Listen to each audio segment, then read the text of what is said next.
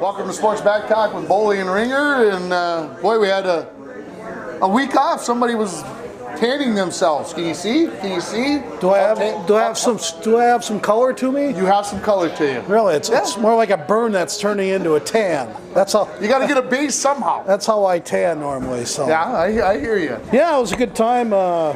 Good to be with the family. Weather was pretty good for 5 of the 7 days, and you know it gets to be low 60s in that area with wind. It's cold. Yeah. So we went down. Because I'm not trying to be a smart guy about that. Just the water effect, I think, and you know we went into Tampa Bay. The one day it was like 60, 61 degrees, and we were on the river walk, and it was a chilly walk. It's a 3-mile walk, and of course me and Diana were all game for it, but the rest of the family. They rather go to a place called Hat Tricks Bar, and that's where we ended up, and we spent an hour and a half in there, and we had a good trip, lots of fun, and always a good trip for the Bullsteads. And you got to watch a little sports while you were there? Yes. My sister had the computer hooked up to the TV. We had no TV. Okay. On purpose. And very little use of phones. You see me shaking? I had but my sister's Barbie's a big basketball fan, so she had a computer there, and she'd log us on into the TV, so we got to watch basketball every night. So good time. Fair enough. Not too shabby. So where do you want to start our conversation? Because we took a week off. There's a bajillion things to talk about. A bajillion things? A bajillion things. Well, I don't think anybody want to... I even brought notes, for heaven's sakes, because there's so much to talk about. Yeah, we don't want to make this into a 2-hour show. People have a hard time watching us for a half hour. I get you. So where do we want to start? You want to start? It's up to you. You're the boss man. All right, let's start talking about NCAA basketball, because you brought it up. Let's talk about it. By the way, we got a full crowd in here tonight. So Woody's or not Woody's, Looney's. I can still call it Woody's. Looney's Brew is hopping. They got the new bar in. I actually worked for Woody. I was a bartender here, and boy, I would have liked to have seen crowds this big when I worked for Woody. They got the new bar in here. It's opened up. It's a glorious day. It's Tuesday. We're filming this, and it's glorious outside. It's 45 degrees. People sitting on the deck. You can't beat it. So. Not so much yesterday. That was the worst day for me traveling with my job I've ever had. This winter. Wow. The roads were just horrendous. There was vehicles in the ditches all over the place. And they weren't just in the ditches. They were back where the deer were feeding. Living. Yeah, and living.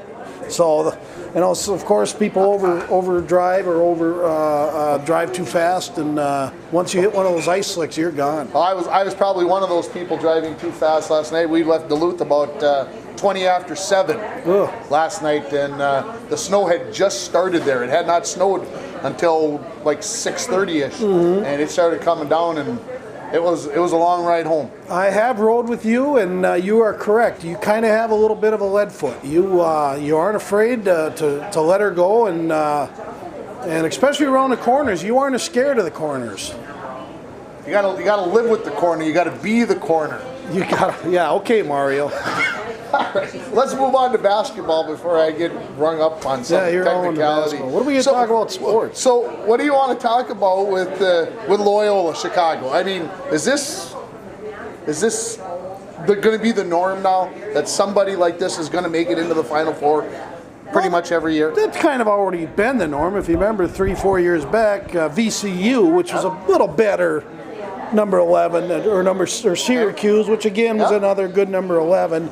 Now something coming out of the MAC and conferences like that is a little extreme. We remember who was the team here a few years ago with the green uniforms. But anyways. George Washington. Not George Washington. George Mason. George Mason, thank you. Yes, George Mason. You had the first name right, but I did. They made it one time, and you're always. What I'm thinking is next year I'm in my pools. I'm going to pick 4 of them.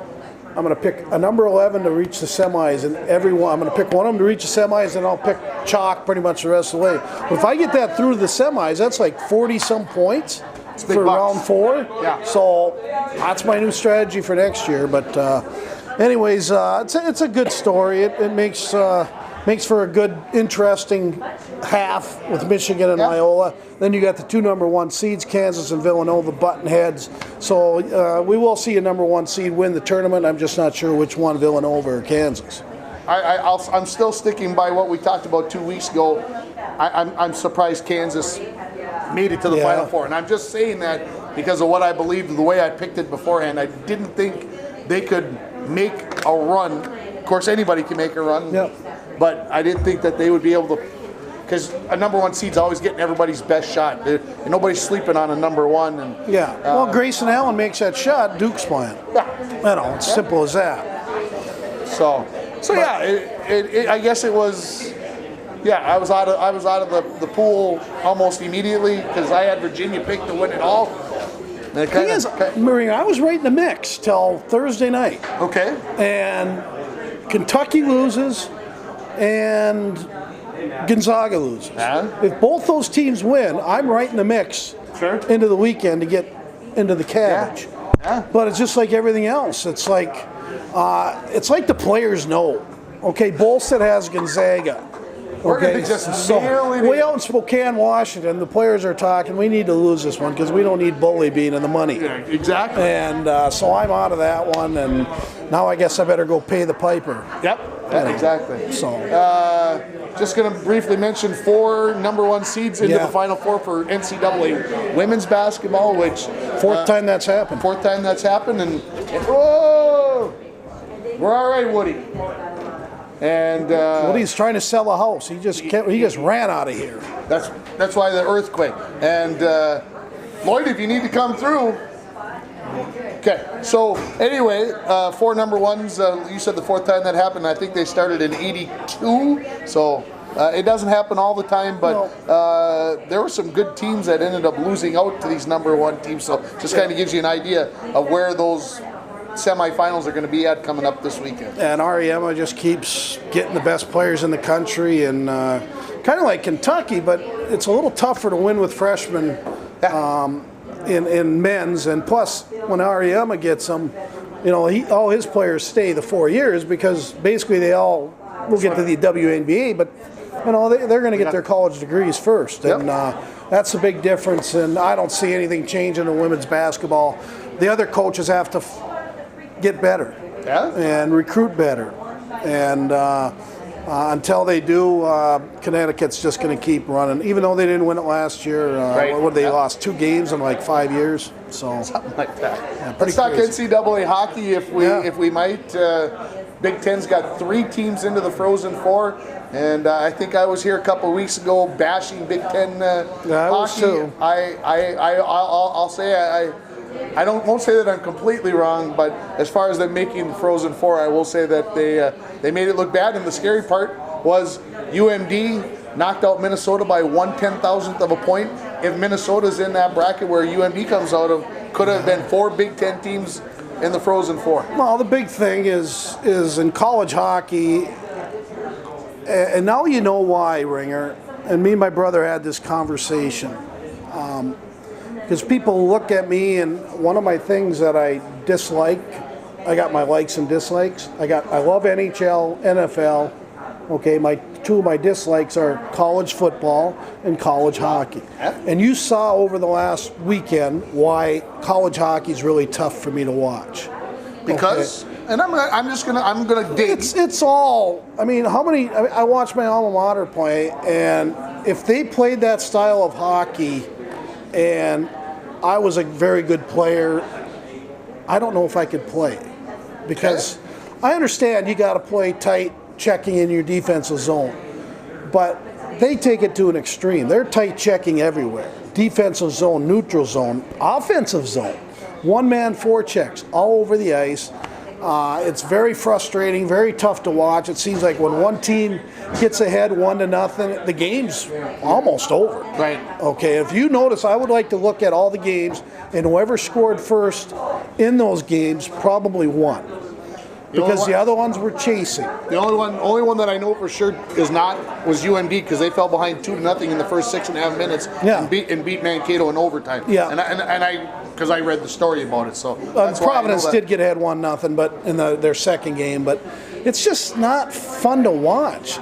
They're all turned into, like me and my brother used to make fun of Mike Eves, because we knew every game that Wisconsin was going to play in was going to be a 1-0 or 2-1 game, and to me, I think that's why Minnesota struggles so much, is they play on the big ice surface, they got a skating team, and then when they get up against tight checking teams, they get frustrated. And I don't think there's anything you can do about it, because tight defense, tight checking wins games.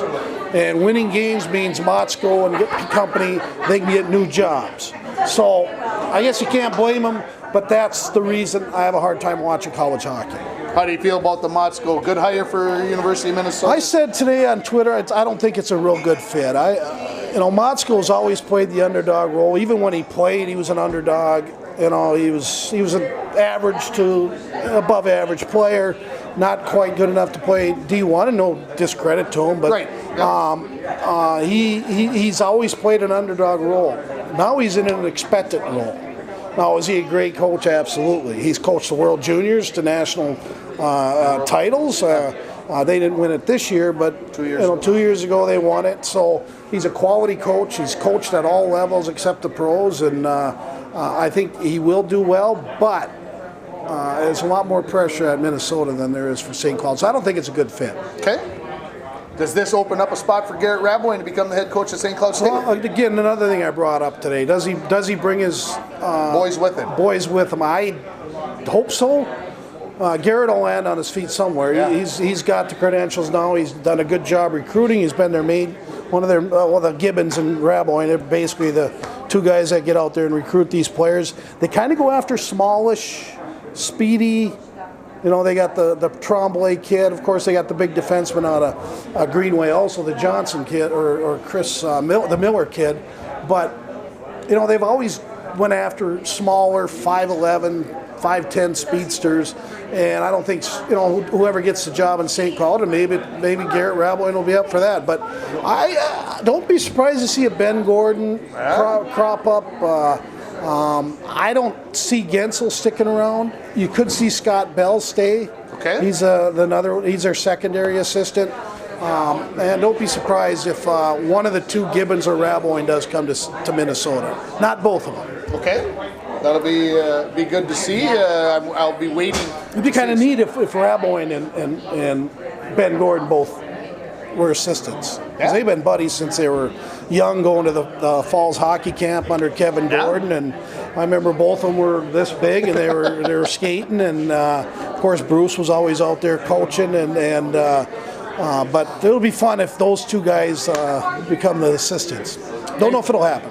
Anything else that you saw in college hockey over the weekend? I have to say, Denver getting beat, total surprise. Again, there's a team that were chasing the whole game. Ohio State surprised everybody, but they're an experienced team. They're old. Steve Rolick did a good job, Hill Murray kid, and it's surprising. It's the big surprising weekend, but it's not really, because that's the way college hockey is. It is. If you see any sport, there's more splits in college hockey on weekend series than anything else. I can believe that. In America. I was at the Wild game on Sunday night. I do want to add this in. And just about the time the Ohio State game became final, here comes Mr. Patrick Royce. And he's making his way down press row. Uh-oh. And of course, he skipped right by me. I don't know why, but he did. Really? Yeah. So he's talking with he's talking with the two guys here that were tweeting about the Wild, and then the guys over here. I don't know what they were doing, and he comes by and he goes, Big Ten tournament's coming to the XL in 2 weeks, and I'm kind of like, oh my gosh, he's right. 3 Big Ten teams made it, and he goes walking past me, and he talked to the next guy, and he says, just think, Minnesota fans would not come support Big Ten tournament hockey at the X. That's why they had to change things, because they wouldn't support it. And now they're probably going to be forced to watch Big Ten hockey, even though they probably don't want to. So I thought it was a very interesting twist that it's all coming back in front of Minneapolis, in front of Minnesota people, Big Ten hockey, and it's just... What was Royce? Why was he even at the game? There's nothing else going on a Sunday night, I suppose.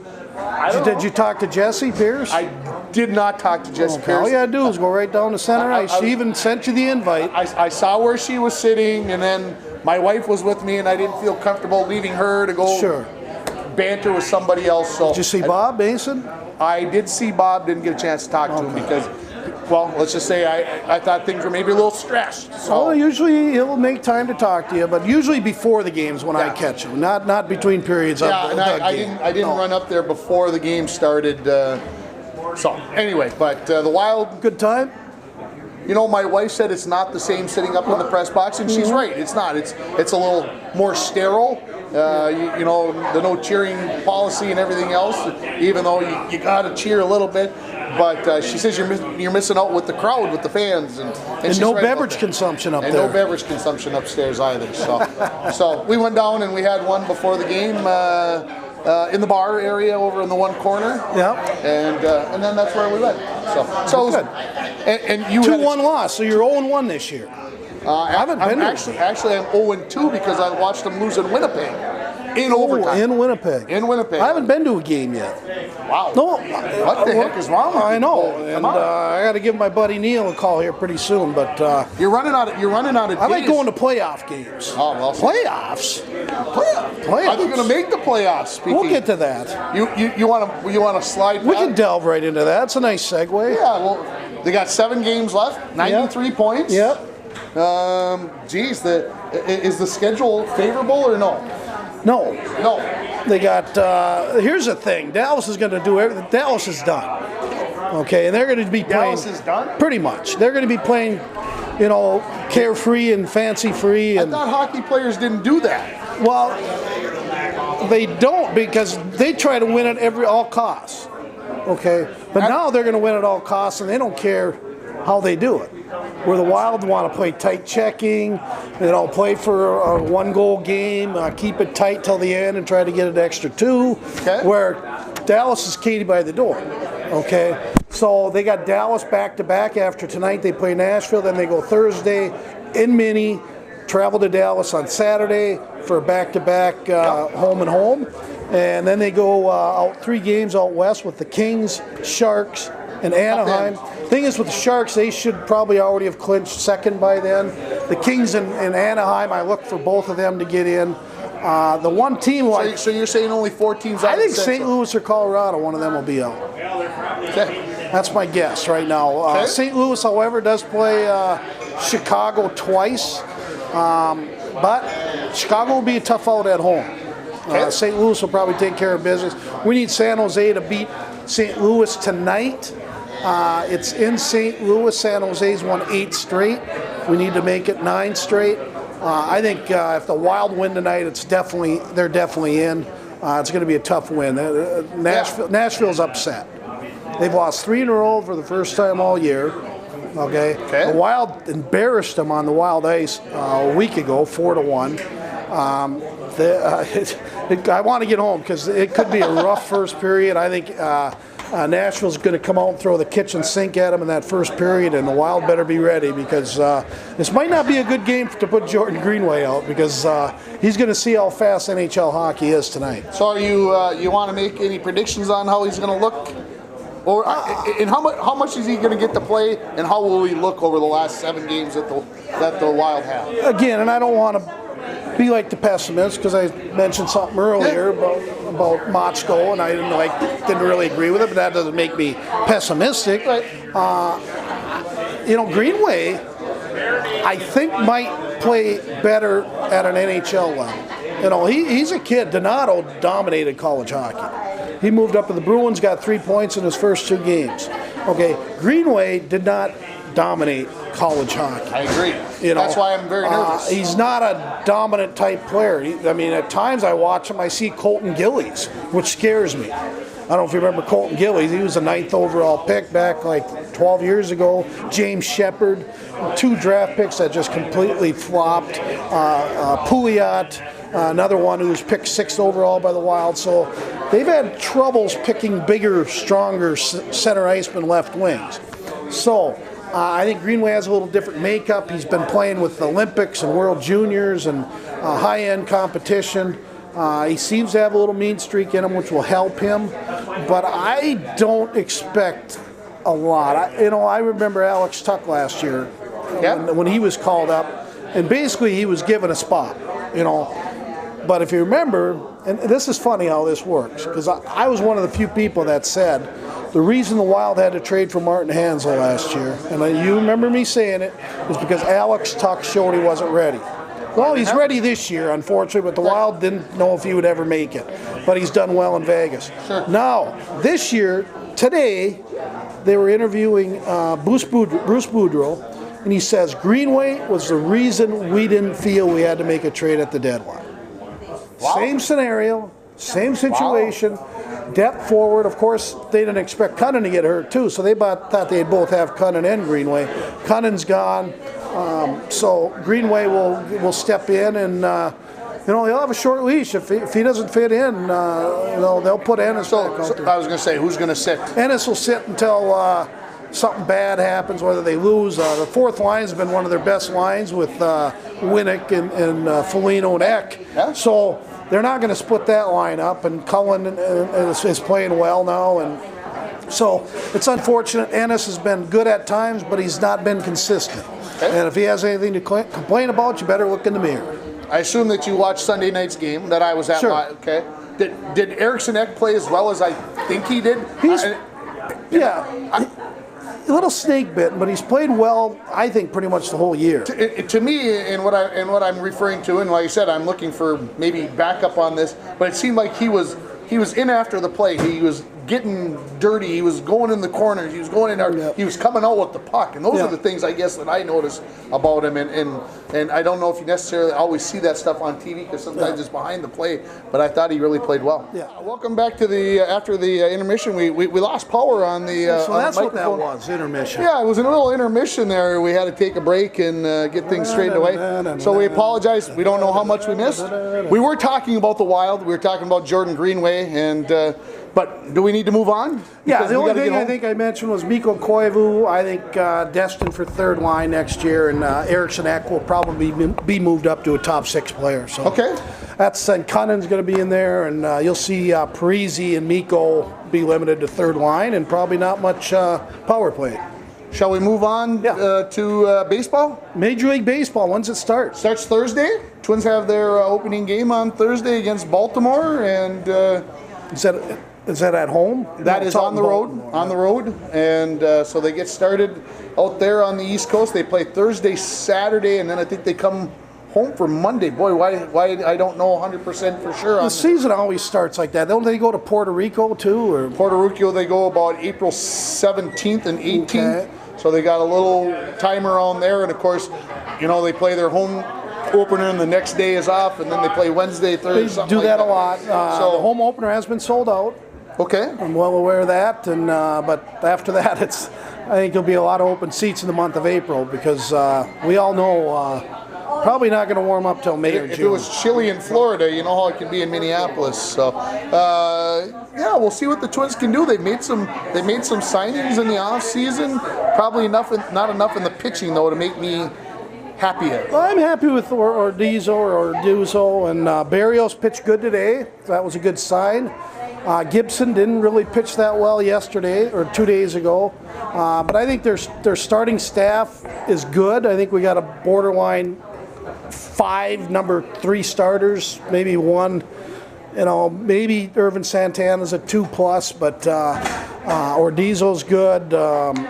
Barrios will be good, and so Gibson will be fine.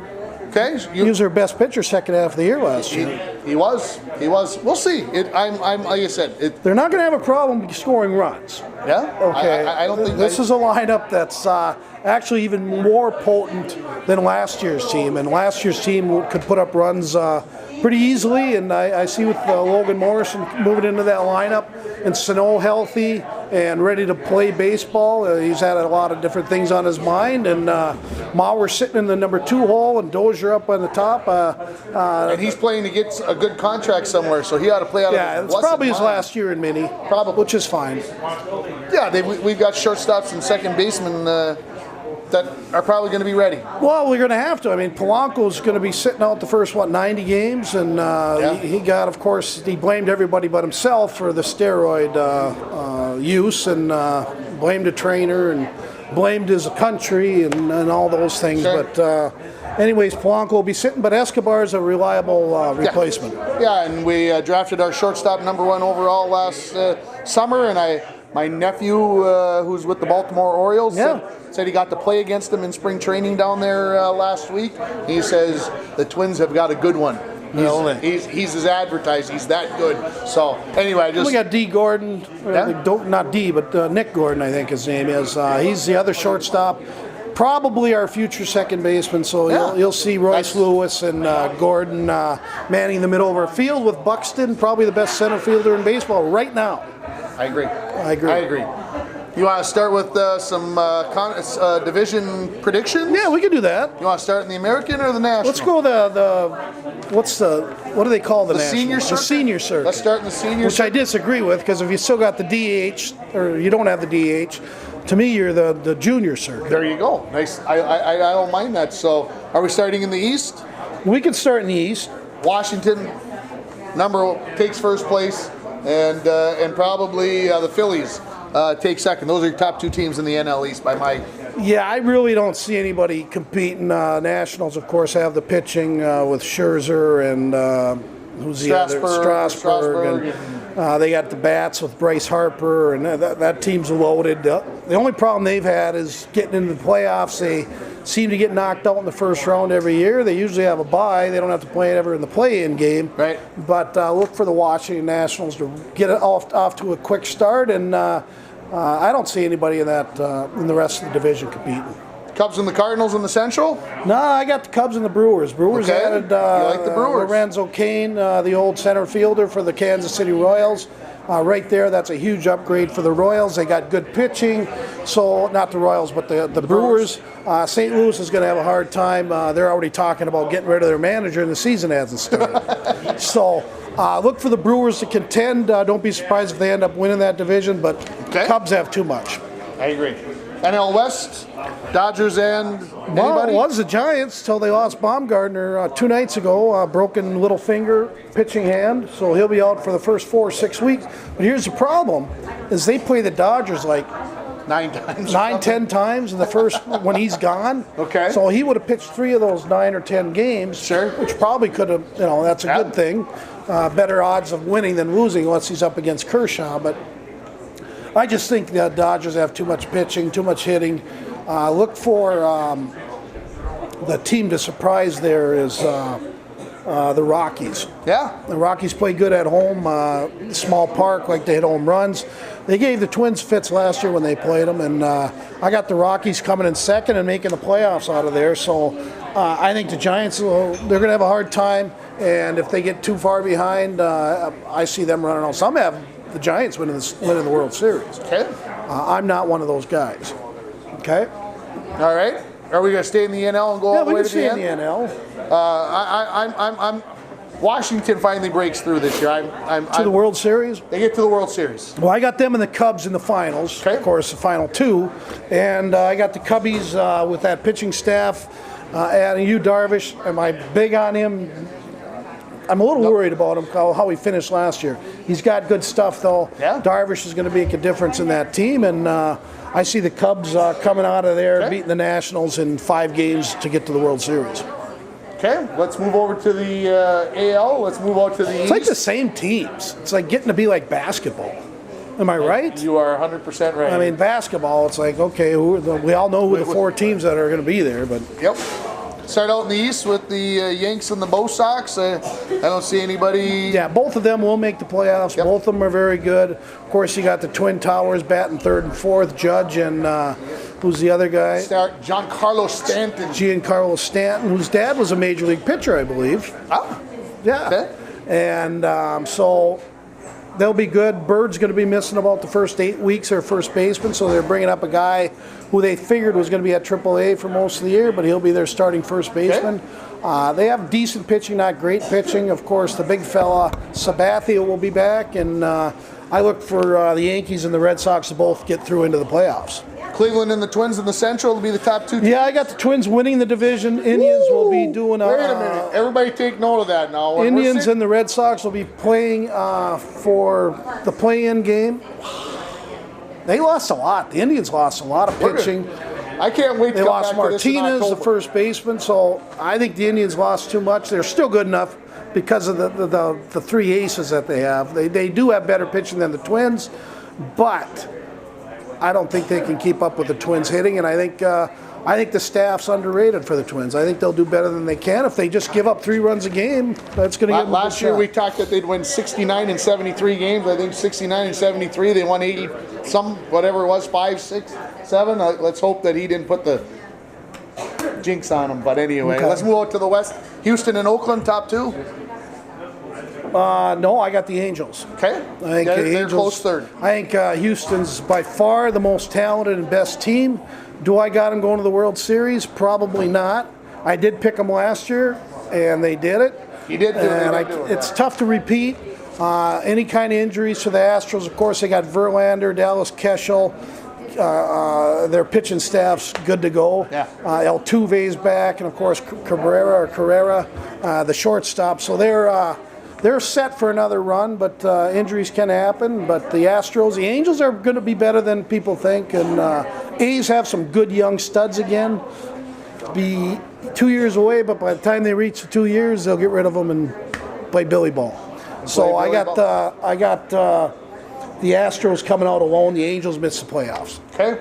Yeah, I've got Boston, and I actually have Oakland making the playoffs. The wild card game. Twins just miss. I got Cleveland winning the division. You got the Twins out of the playoffs? Just out. You believe this? On like the last day. They got a better team, better pitching staff, and you got them missing the playoffs. Missing the playoffs. What's wrong with you, Ringer? By that much.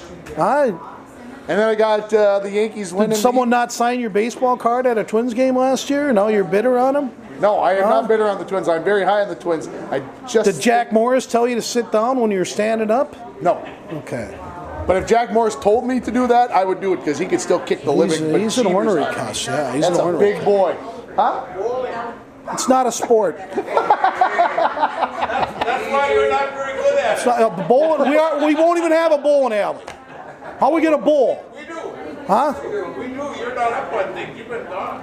Well, I know. Oh, there's a surprise. A rumor in International Falls. That could get edited. We will talk after. You guys stick around, okay? I won't buy you a beer. We know that. So The obvious need not be voiced. Don't be talking Roman. What's that? Roman to me? Using the knees and these and all that. Yankees and See what happens? I know. You get hecklers in here, and That's show good. We goes all like the it. heck. Yankees and the Nationals. Yankees win it. Yankees. Well, I got the Astros and the Yankees meeting to get to the World Series. I'll go along with that. And this is where the Yankees are going to beat them. Yeah. And I got the Yankees and the Cubs, and the Yankees are going to be your 2018 World Series we champions, agreed and on everybody will be something. happy about that. Oh, everybody will be. And I'll tell you, that's going to be a dangerous lineup to pitch to. Yeah. I tell you. So there's our predictions. Unfortunately, we're the same. Just for that case, I'm going to take the Cubbies to win the World Series because we can't be the same. Just can't be. Can't be the same. We'll talk about Masters next week. We'll talk about Masters next week. We'll talk about the championship game because we'll probably tape on Monday. We'll have that. Yeah, we'll talk about the championship We'll talk about game. the Who do you team. got reaching the championship game? I'm going with Michigan and Villanova. I got Villanova and Michigan as well. Yeah. And we'll talk about who We'll we talk think's about gonna- that. Yeah. Timberwolves sitting in 8th, and the loss to Memphis last night was a tough pill to swallow. Do you want to even address it? I don't, because everything's bad. And again, we Everything's got bad into it. about It's it. like this Teague, okay, and they interview him, and the things he said in the interview, it's like been Poison. the most thing watched on Twitter today. Okay. Because people can't believe that he would actually say that they have nothing to play for. Well, you do. And I mentioned it, I said, better players show up when they need to win. Yeah. So my example to that is better players for the Timberwolves did not show up last night. They did not. And if that continues, the Timberwolves will not make the playoffs. And to be honest with you, I hope they don't make the playoffs. Well, here's the thing: the rumor mill is already starting that Thibodeau is out possibly already. Last night he only played 8 guys in a loss. He's been doing that all year, right? And I think It's like a college bench. I think it's been getting more and more. I think he's tightening and tightening as people upset him. They get to ride the pine and they get to go see Shabazz Muhammad.